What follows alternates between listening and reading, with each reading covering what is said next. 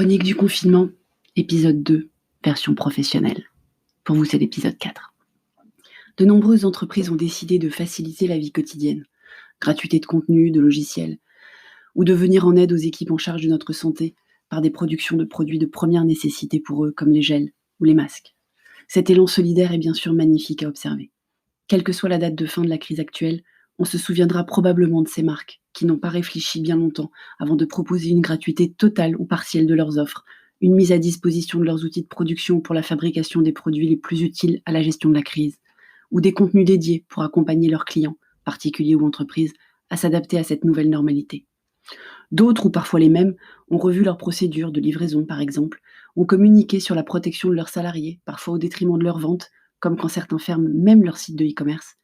Et puis ceux qui avaient du stock de denrées périssables les ont distribués dans la grande majorité à des associations ou des personnes dans le besoin, pour éviter le gaspillage. Dans le même temps, au milieu des newsletters qui nous informent, de celles qui nous préviennent que le service sera perturbé, réduit à minima, assuré à distance, je continue de recevoir des communications étranges, sans doute prévues de longue date, générées par des triggers de marketing automation. Certains SMS ou emails tombent comme un cheveu sur la soupe. J'ai par exemple reçu hier un SMS d'une entreprise cosmétique qui me prévenait que j'allais perdre mon avantage fidélité si je ne me rendais pas en boutique dans les 3 jours. Maintenant que le plus gros de l'urgence de l'organisation est derrière vous, je vous en supplie, revoyez tous vos scénarios de marketing automation. Suspendez les envois d'incitation à la conversion du site e-commerce si vous ne livrez plus, ce dont je vous félicite par ailleurs. Vous participez à la solidarité.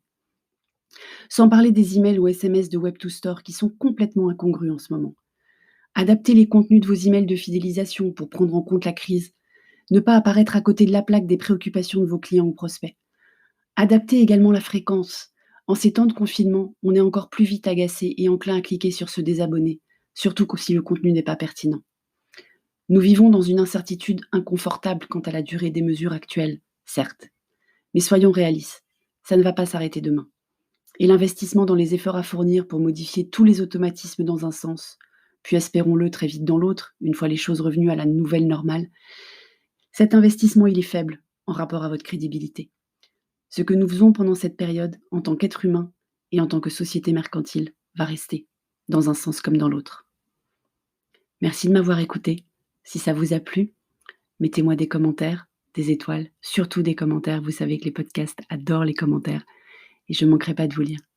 Merci et à bientôt.